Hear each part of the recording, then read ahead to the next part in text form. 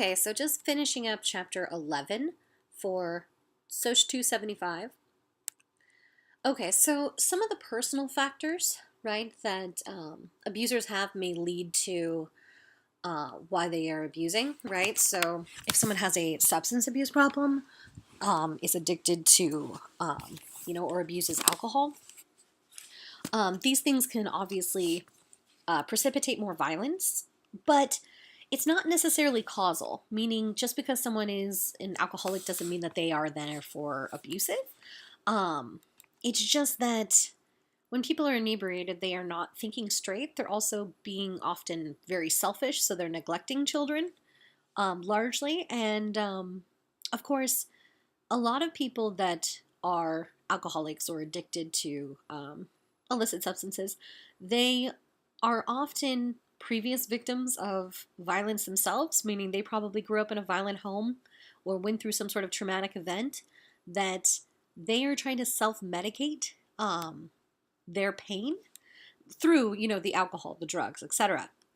And as a result, they don't confront the underlying issue that's leading to the addiction, and so you know they end up just kind of perpetuating this generationally.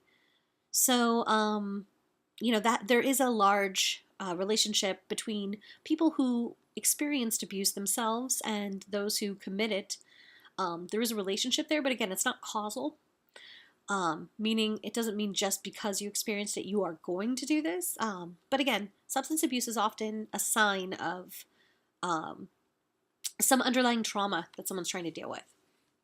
So while personal factors need to be considered, social factors are also important, right? So, the fact that we justify and allow for a certain measure of violence against children, we normalize spanking or hitting, or just being really, yelling, controlling, grabbing them, things of that nature, because obviously kids don't just behave. It's frustrating. They're insolent, right? They don't do what you need them to do, and sometimes it's honestly in their best interest of a thing, like what parents are trying to get them to do, meaning, there could be a safety concern or something like that. But often the issue is really that parents aren't taught how to deal with conflicts with children who are at a developmental level where they do not understand a lot of things, or are not going to react the way that an adult would react in that situation. So without this kind of understanding and training, people then get frustrated, use violence, and it becomes normalized as the way to deal with these things. So the fact that we historically allowed for it to happen, and now, it's still pretty normalized within the culture. This means that those social factors are kind of what makes this a normalized feature within our culture.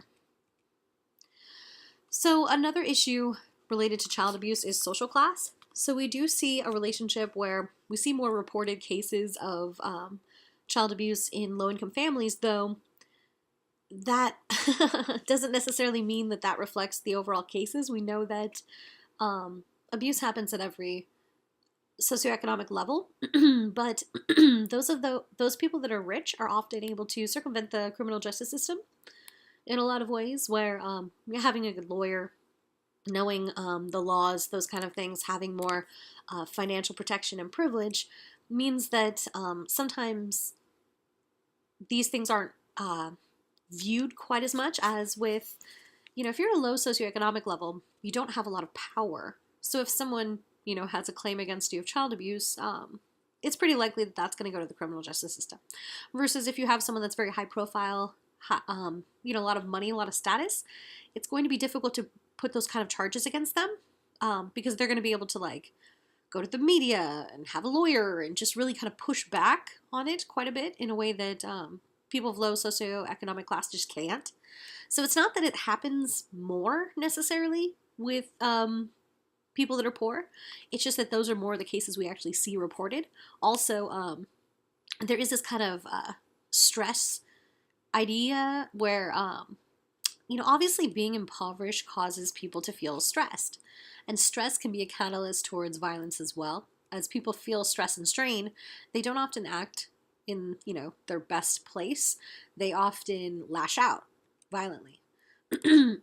So child abuse in higher social classes is likely to be underreported. It's not as if it's not happening. It's just that without, the more your social class, or like the higher your social class, typically the more controlled your experience is as a child, meaning that children from low socioeconomic backgrounds have a lot less structure, a lot less oversight of their activities, versus the richer you are, the more, absolutely scheduled and controlled your life is.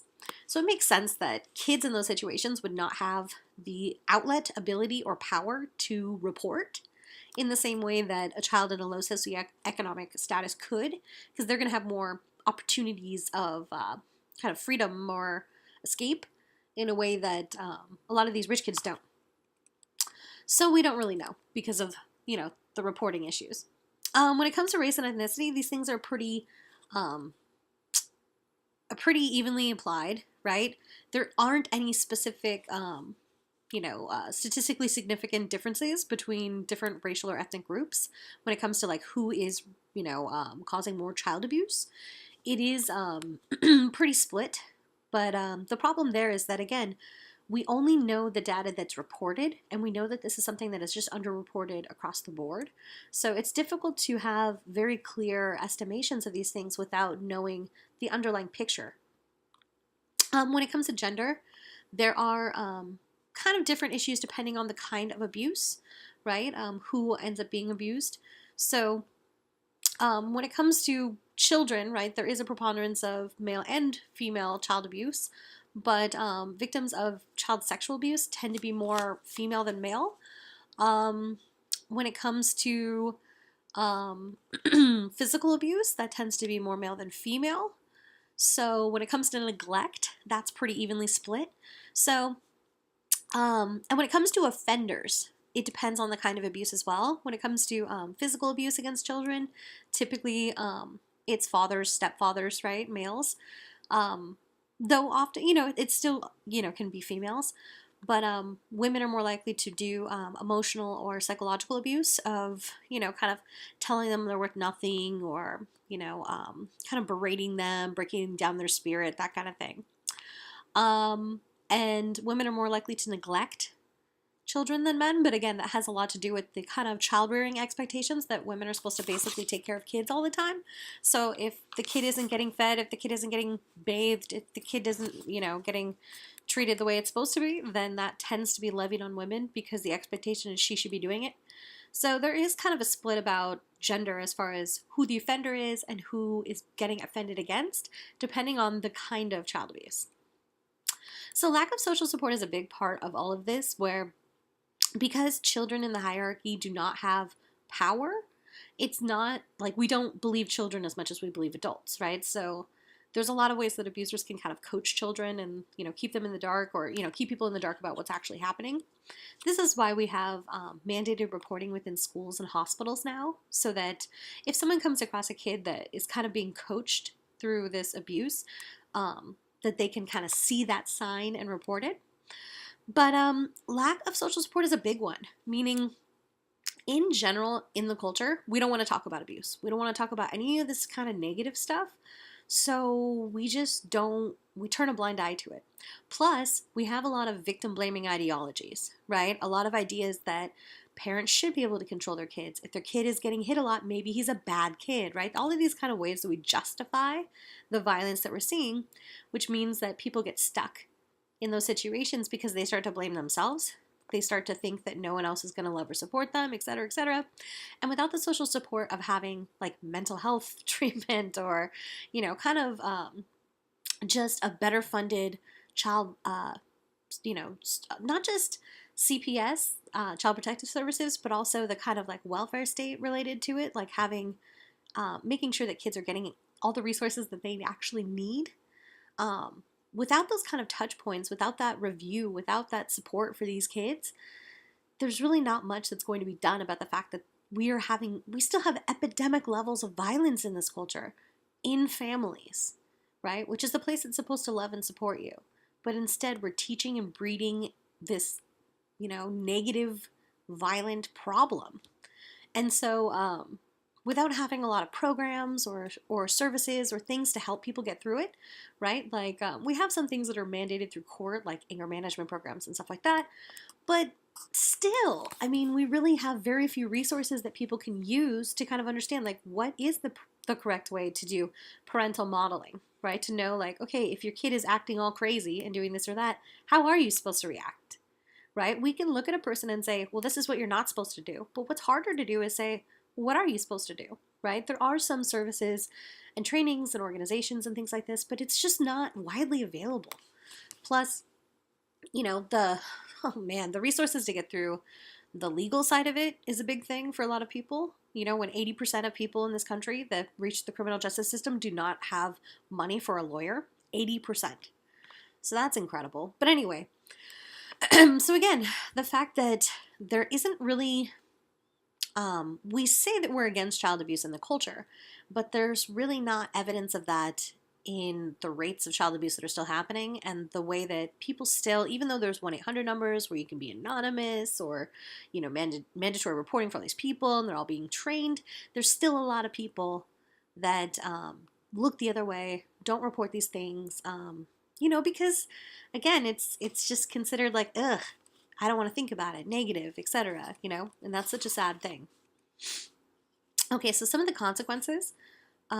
More than 1,700 children die annually from child abuse, right? Meaning some of those things are going to be the specific health outcomes of physical abuse, right? Where this could be, like scars, burns, things of that nature.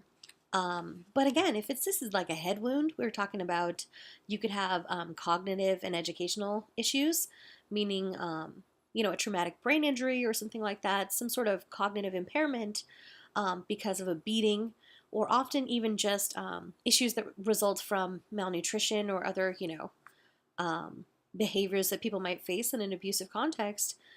These health outcomes can basically affect what opportunities you have in the future. Meaning, if you affect someone's brain, right, its formation, then you affect the ability for them to, actually successfully navigate the educational system, right? So not just because of the physical injuries, though, that's one end of it. There's also cognitive and educational outcome issues for kids that weren't physically abused, even if it's just, emotionally, sexually, neglect, etc. Some of those things are just about the self-esteem issues that kids are facing. If you're facing trauma and fear and emotional stuff at home, then you're not going to be able to concentrate in school. You're not going to be able to immerse yourself exactly and kind of focus and, get the same kind of grades and be on par with, other students of your same age, because you're dealing with a lot of this stuff, right? And it's very difficult for kids to kind of deal with these things, and they don't know how to talk about it. They don't really know how to introspectively deal with it. So they often just externally act out, right? So they might, cause problems, break stuff, light fires, really just violently or angrily act out. And so then this becomes, we punish those kids very heavily as obviously, because you don't want kids breaking stuff or lighting fires or things like that. But we're not looking at how, or we're kicking them out of school, this kind of school to prison pipeline situation we have where, low-income kids, especially kids of color, are being kind of tracked into the juvenile justice system for acting out in school, when we know that there's such a strong relationship between kids facing physical, sexual, emotional, or, neglect, any of these kind of forms of abuse at home, and acting out violently in school, and how that's going to affect their aptitude, their grades, right? If you're not going to, obviously, if you're not able to get through school to get good grades, that affects your opportunities of higher education. Without a higher education, it's very difficult to get a financial stability of any kind that isn't through, the underground economy or some sort of illicit trade. So the kind of cognitive and educational outcomes is a big one, because even if it's just emotional abuse or neglect or something like that, you're not able to concentrate in school. It's going to affect your self-esteem, your just ability to think. It's this kind of thing that trauma does to the brain. It kind of keeps you in a stasis, like a PTSD thing, where you're constantly alert.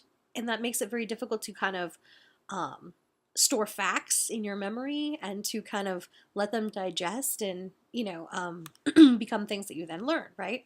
So there's also the social and behavioral outcomes because obviously the relationship between parents and child is supposed to be, a very positive, nurturing, loving role. You're supposed to learn a lot about, who these people are in the culture, right? Kind of your maternal figure, your paternal figures, right? You're supposed to learn about what adults are supposed to be like in this culture based on these relationships you have with your parents. So obviously, if they are hitting you, hurting you, putting you down, yelling at you, neglecting you, just not even paying attention that you even exist, or feeding you, or making sure that you're safe, that's going to affect you psychologically, emotionally. That's going to affect the way that you then bond with people, the way that you're able to kind of talk about your feelings or issues. For a lot of kids, depending on how bad the trauma is, because sometimes this is very extreme trauma, especially when we're talking about sexual abuse within the family, a lot of kids dissociate, right? Where they kind of create a alternative world in their mind where they kind of live there, but they have a hard time actually reaching out and talking to people in the real world. A lot of these kids, just because of having, abandonment issues from parents, or witnessing violence between the parents, they can then develop these kind of attachment and control issues where they want to, basically they feel like they could be left alone at any point, and they're afraid of that. So they really, like, if they date people in the future, which they will, they then are extremely controlling and often lead to the kind of abuse themselves, because they've developed these really deep attachment disorders as a result of these experiences. So there's a lot of things where obviously it's going to make it very difficult for them to get along with their peers, for them to associate with others. And this basically carries on not just from childhood, but through adolescence very badly. And then oftentimes, if it's not resolved in those early years, it leads into adulthood, right? It creates an entire trajectory based on this just, negative experiences of facing abuse, right? Because we know that kids are all about isolating kids that are different, right? So if a kid is going through a lot of psychological, emotional stuff, they're not going to be the same as the other kids. They're going to be more down. They're going to be, just very different in affect and everything. And what do we do when someone's different? When we're kids? We socialize the crap out of each other, right? We very much exclude them. And when it comes to incest, this is inappropriate sexual relationships between a child and a parent. And obviously, it is a form of child abuse, right? It's under that umbrella. But it's also something that's considered extremely taboo in the culture, right? Or just actually, interestingly enough, it's one of the few kind of universal concepts where it's just taboo pretty much everywhere. But it is a form of child abuse because it has everything to do with the same elements of abuse as physical, emotional, and neglect, meaning there's a power asymmetry. So parents have power over children, right? That hierarchy, one has a lot more power than the other. That's a factor within child abuse, right? Control, manipulation, that's a big factor within this. And of course, when it comes to incidents of incest, this can range from, taking photos, fondling, to, the most extreme forms of, sexual aggression. So there's kind of a wide range, and it kind of depends. Some people have, few incidents versus others. When they really look at the harm standard for these things, they look at how frequently this was happening and to what severity. But obviously, even just exposing children to certain things, or even just, there's actually quite a variation of what is considered, under this umbrella, largely because we don't like to talk about abuse at all, let alone child abuse, let alone sexual abuse against children, because we consider them like unsexed, like they haven't hit puberty yet. So to us, they're kind of like pure and away from that, right? And so part of this need to not talk about these horrible things means that we never face them and we never learn what the signs are, right? How we can see that kids that are often in these situations are groomed this way, meaning that they're manipulated into a way to be more compliant within these situations.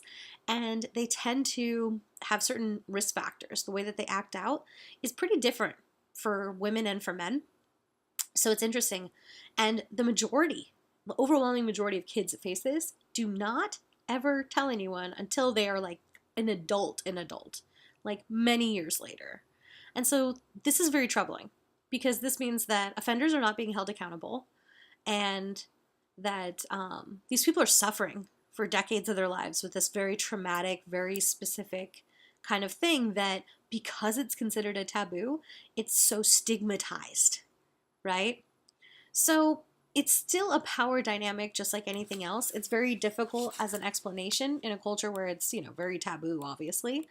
But it is just, in the earliest theories of this, they were very victim blamey.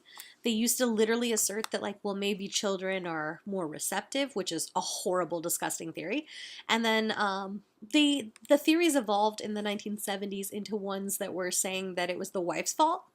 Like if a husband was sexually abusing his children, that it was his wife's fault for not pleasing him, which is horrible because, again, very archaic in those thought processes. Nowadays, a lot more of the theories focus on the structure of the family, the relationship between the offender and the victim, and really looking at how the offender himself, and again, I say him because overwhelmingly male, is that they often have some sort of, again, trigger or traumatic event that they experience related to their sexuality that is leading to this, right? There are some people that are just what we call preferential sex offenders, like people that are aroused by a specific age or gender of children, but those people tend to be sex offenders across the board, versus some people engage in incest, which is just a specific sexual relationship of that nature within the family. So it's not always parent to child, though. It is often that age difference, right? You have like often other male figures within the family, like an uncle or something like that. But when it comes to actual, again, sorry for getting so graphic. I know you didn't sign up for my family violence class, but it's something that I normally teach, so I'm used to talking about it pretty candidly. When it comes to, some of these sexual abuse related to sexual acts, it's actually more common for siblings to be the abuser than a parent in a lot of those situations. So again, the fact that we don't talk about it, that we don't know about it, means that we don't even understand the dynamics of how it works. And the worst part of that is that we blame the people who are the victims of it. And they're considered so stigmatized, it makes sense why nobody talks about it till they're an adult. Some of the consequences, obviously the victims are negatively affected psychologically, emotionally, sometimes, physically, have, issues or STDs or things as a result of this. It's a trauma that's not just a trauma, but it's also like a violation of trust, right? You're supposed to be able to trust your family, especially an authority figure, right? These are things that stick with people a lot. And again, it's this veneration of that relationship that's supposed to be someone that cares about you the most. So this can affect your mental and physical health. Not just as a kid, right? Because think about it, the way that your brain pathways work, how you set this up as a kid, how you are traumatized, how that affects your brain, is going to set up kind of what opportunities you have in the future. So, this is going to affect your physical health as well. And so the PTSD and the trauma that people experience follow them into adulthood. So victims are then susceptible to low self-esteem and a whole host of physical problems, right, including STDs. They often blame themselves. There's a lot of like eating disorders or cutting, like those kind of behaviors related to sexual abuse. And it's interesting that like we, again, look at things like that, like someone's cutting themselves, someone's, starving themselves, this or that. And we just look at that behavior as deviant, like why are they doing that? That's bad. But we don't think about like, well, there might be an underlying trauma that's leading to this thing. And again, it's not to explain it in a positive way to say, oh, well, they're dealing with their trauma, because that's obviously a horrible way to do that. But the idea is that it makes sense that if someone feels like they've been violated, like they had no control, they're going to try to control whatever they can. So if that's cutting and feeling pain, or if that's, starving themselves or binging or whatever it is, right? It gives people the opportunity to feel like they have control over their bodies again, which is something that you don't feel like you have after you're violated in such a way. So anyway, there's a lot of ways that people, have physical consequences. But again, the low self-esteem, the no self-worth, right? Blaming yourself, all these kind of things, those things really stick with these victims. Okay, sibling abuse. So in our culture, it's super normative for siblings to have aggression towards each other. So a lot of people don't even realize that sibling abuse is a thing. But there are certain ways that they try to distinguish what we consider normative kind of, playful, quote unquote, playfulness between siblings and sibling abuse. So sibling abuse, the first part of this is a pattern of repeatedly hurtful behavior. So, okay, like if you're playing with your siblings and, once in a while someone gets hurt, right? You're playing rough or, someone tackles so-and-so and they, or you're running around and they trip and they fall, right? And they get hurt, but it's an accident. That happens, right? That's occasionally a thing that happens. And that doesn't really fit the bill of what we're talking about with sibling abuse, right? Versus when it comes to sibling abuse, a lot of this often has to do with, again, asymmetrical power relationships. So the more pronounced the power difference or the hierarchical difference, the more likelihood of this abuse. Meaning, if the one sibling is much bigger than the other, right?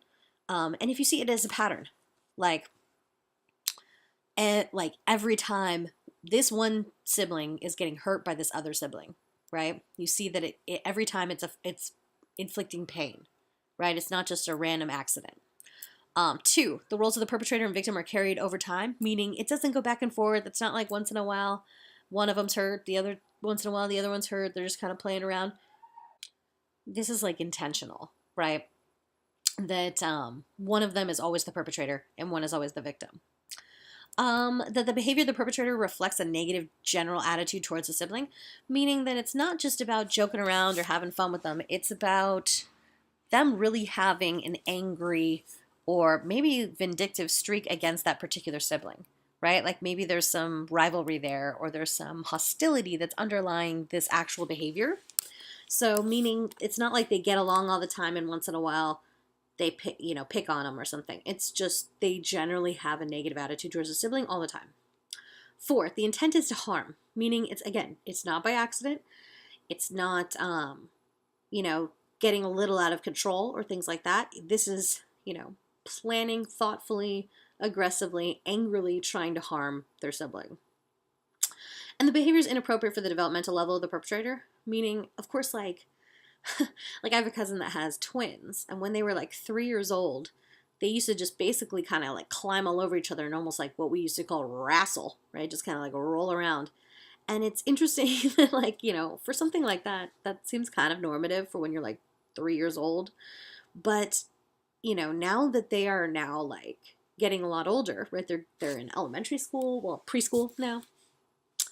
It would obviously be inappropriate for them to do this. So meaning as you grow, you have different developmental levels. You know what is appropriate, much more so when you're like 10 or 11 than you do when you're 4 or 5.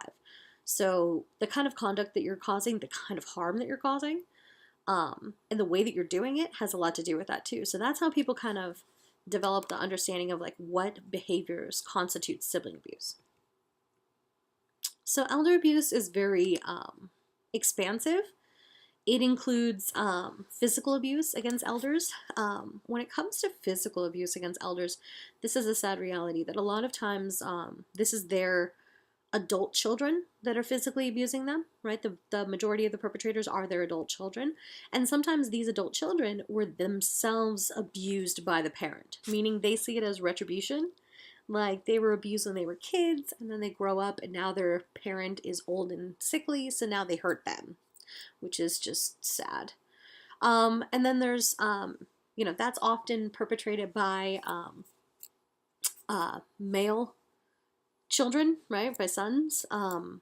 But physical abuse also does happen within the context of convalescent homes, nursing homes, right? Sometimes where people are controlled through physical violence. Sexual abuse, again, another thing that happens often within convalescent homes. But also does happen because of, is sometimes perpetrated against elders by their adult children, but more so in the institutional settings. of, convalescent homes. When it comes to emotional abuse, this is very common, unfortunately, where, again, people that feel that their parent either didn't live up to some expectations of what they thought a parent should be, so now that the parent has less power, they like lord that over them. Because aging and losing that power, that sense of status of being the adult, the one in charge, is a huge shift for elders, right? It can really affect their self-esteem, their sense of worth, their identity. So this can just lead to a preponderance of emotional issues where, the children that feel, that they didn't get the ideal experience they wanted as children can then gloat, can then, feel superior and mock this person, especially depending on if they're facing a disability or maybe loss of mobility of some kind, or, maybe medical issues and they have a lot of medication they have to take or things like that.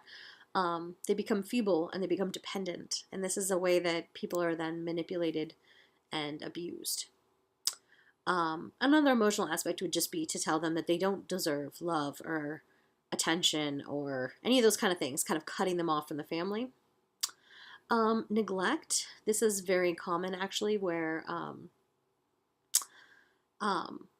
sometimes this happens in a financial way as well, where adult children will get control of some aspect of the finances of their parent, meaning, like, let's say they take control of their parents' will or you know what I mean, executorship, and they basically sell their home, put them in a old folks home, and then keep the money and don't use any of it towards the care of their, aging parent. Oftentimes, this neglect means that people subsist off of very little food, die, right, have medical issues, and don't tend to their medical issues or food insecurity, things of that nature, sometimes resulting specifically in abandonment, right, just kind of taking their checks and then leaving them by themselves to fend for themselves, especially, and this is really tragic in situations where people are facing disabilities or, dementia, things of that nature. And financial abuse is actually one of the most common things that happens to elders. And this isn't often just from their families, though this does happen from their families very often as well. But sometimes there's scammers that just go and try and mess with old people and bilk them out of their money. But sometimes their adult children do this by, again, getting control of their finances. So they're able to, sell their properties, control their bank accounts, get their Social Security checks, their pensions, and keep them for themselves, and leave this person in abject poverty. So it's very difficult to have accurate data about this because it's extremely underreported, even in issues like, think about the situation in a convalescent home. This person has complete control over you, right? You can't like get up and use the phone if you're stuck in a bed. So it's very difficult for elders to report the abuse that they face, and this is very upsetting for a lot of these people. They are prideful, right? That it's really embarrassing to go through this kind of abuse, especially the sexual abuse. And this means that it leads to this kind of loss of power where a lot of them don't want to report it, because even if they did face it in a convalescent home, they don't want their families to know about it. They don't want it to be something that affects the way that people treat them or see them, because they don't want to be seen as victims, which no one does. But of course, this is horrible because it leads to a bunch of underreporting, and a lot of these people are suffering in silence. Again, 5 out of 6 cases not reported. That's extremely troubling. Okay, so when it comes to characteristics of victims and abusers, when it comes to the abused, they're more likely to be women, right? Pretty much across the board. And this might be also because women tend to live longer. Many of the victims are experiencing dementia or confusion, again, just as a result of aging or, debilitating illnesses that they may have. When it comes to the abusers themselves, they tend to be family members, right? 2/3 of them are the adult children of the abused person. And again, men are more likely to physically abuse an elder. Often they're, male children, their sons. So a big part of this is just the fact that we have such a problem with ageism in our culture, right? That elderly people are devalued by our society as a whole. They're negatively stereotyped and they're subjected to a lot of discrimination. So we tend to think of them as less people, as less relevant, as, kind of that their time is over. And in this way, we don't really care about them in the same way. And anytime there's a group that has less power, less status in this way, they're much more victimizable. So it's important that we challenge these contexts of elder abuse and realize that, yes, some people do decline with age, but many live up into 100, still functioning well above those in their 30s or 40s. So it shouldn't be something, just like with any other stereotype, that we apply as a whole to everyone. Okay, so some of the macro and micro languages. All forms of intimate violence occur within a social context, meaning that, yes, there are different, social classes or ethnic groups, genders, etc. But the culture itself either says violence is wrong and unacceptable, or what our culture does is find exceptions and caveats and ways to explain away violence, especially with asymmetrical power hierarchies, right? Saying that, parents should have power over children justifies a lot of child abuse. Saying that men should have power over women justifies a lot of IPV and domestic violence. Saying that, elderly people are no longer, in their prime, or someone that should be able to make their own decisions. Gives a lot of justifications to use violence against them, to manipulate them. So this is the social context that's affecting, how people then interact with these different groups, or even care about the abuse against them. So the social context of intimate violence includes a patriarchal ideology, right? The one that says that men should control women, as well as institutional sexism, meaning that the sexism that we have isn't just some ideology. It's made its way into laws. It's made its way into the culture. It's made its way into the structure of a lot of things. And so this is where it comes to more than just like a person discriminating against another person. This comes down to an entire structure that discriminates against certain races, against people that are same sex, desiring, against, anyone that isn't in the gender binary, right, against women. So, and there's many other of these kind of contexts. Okay, so when it comes to agency, in the 70s, the first shelters for battered women opened in the U.S. There was Gloria Steinem and others were kind of known for looking at what women were dealing with in these movements, these kind of parallel movements overseas at the same time in Europe. And they saw the success that the systems were having there, and they kind of brought them back here and started them here. So this is a big part of the second wave of the women's rights movement that was focused on basically trying to help women leave. Because again, we have all these victim blamey things of like, why don't you leave? Why don't you leave? But of course, if you have no financial support, if the abuser controls all the money, how do you leave? If they have the only car, how do you leave, right? And not just that, abusers are known for driving a wedge between people and their families or their friends, or basically keeping them very isolated, because that's the best way to control someone. So as this person has burned every bridge to be with their abuser, it's now very difficult for them to find a source of support to leave. So this means that not just having money, but having friends, having family, having people that are willing to take you in is a very important thing. So a lot of women don't have that. So they open these first shelter systems because, the amount of violence that happens within one of these, relationships actually increases dramatically when a woman leaves. This is when she's most likely to get killed by her intimate partner, is when she's leaving her abuser. So this is why the shelter system is so incredibly important, because it does this kind of pass through of people, so that there's almost like an anonymity, meaning that a woman goes to a center that then takes her to another house, and then she kind of gets passed along the system so that people only know the next person in the chain, so that there's no real way for the abuser to track down this person.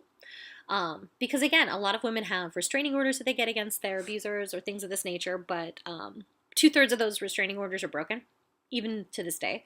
So having this kind of system set up in place so that women could leave immediately, right, when they are in harm's way, and also have a place to take their children. There are some problems, right? some of the shelters don't have a lot of financial resources, so that their training's a bit behind, or they just don't have the kind of capability to keep up with how many women need these services.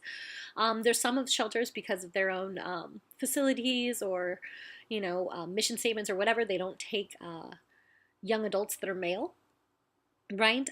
For also some other reasons when it comes to the kind of issues that a lot of young men face as a result of witnessing violence against their mother. But anywho, so that could be very troubling if you're a woman and you're like, you have to choose between, well, I can't go to the shelter because my son isn't allowed to go, right? If people have to leave their children at home, they're not going to do it. So again, the women's movement had a big part of this, having to, and not just creating shelters, but also the term sexual harassment, the term domestic violence, right? All of these things came out of the women's movement. This need to focus on protecting children, protecting women from violence, was a major part of their movement, not just about the terms and movements themselves against violence and sexual violence, but also the movements for economic justice, right? Having women get power over their own financial resources and be able to own their own bank accounts, right? Control their own money. And really just having, the fights for women to get paid the same and these kind of things have a lot to do with giving this equality. Because again, the more power asymmetry there is, the more that one person has a lot of power over the other in a relationship, the more there's a likelihood for violence. So the more that and you see this across the world, right? In countries that have more egalitarian senses of gender within the culture, right? Where women and men make roughly the same amount of money, have the same rights, have like constitutionally protected rights. In those places, you see very low rates of violence. But in cultures where you see a very big difference between men and women, right? More of an emphasis on the differences than the similarities. These kind of gaps in between the status and the, credibility and all this kind of other stuff. Then you also tend to see more violence in those cultures. And so as the U.S. itself has the highest rates of, all of these kind of family violence issues within the developed world. So clearly there's a cultural aspect at play here as to why is it that there's so much of this, sexual abuse, physical abuse, emotional abuse going on at every stage of the life course in families everywhere across this nation. Why, right? How is the culture justifying it? How is the culture allowing for it, excusing it away? How is it normalizing it? All of these kind of things. But of course, again, agency. We have the power to change things when we understand and know we have the power to do so. So all we have to do is change, right? People have already changed. We see dramatically in the last 30 years about how child abuse works, or even the ideas of sexual violence or domestic violence within relationships. There's much more understanding. There's a lot more laws, right? Legal restrictions. There's mandatory reporting. All of these kind of things that have come out of actually focusing on these things as social issues, not just private family issues that should be dealt with between individuals, but as social issues, as epidemics that are going on within our culture, largely because our culture is facilitating a lot of these issues.